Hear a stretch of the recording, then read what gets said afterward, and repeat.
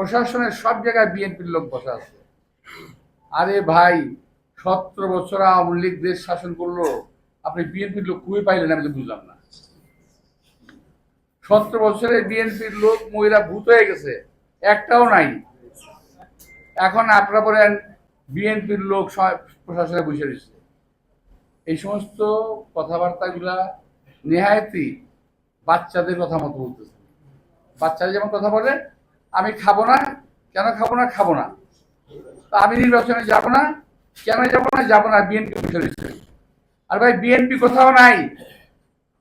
যদি এই দেশকে আপনারা বাঁচাতে চান, আপনারা দাবি করেন যে আপনারাই এই দেশ মুক্ত করেছেন, সে প্রশ্ন পরে আসবো।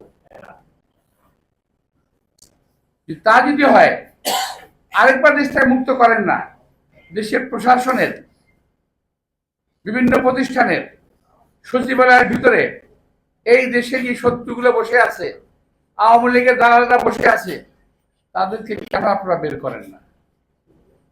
আমি যদি বলি যে তাদের কাছে আপনারা অবৈধ সুবিধা পাচ্ছেন, এই কারণে বলেন না? আমরা তো অনেক কথা বলেছি, আমরা তো অনেক কথা বলি যে এই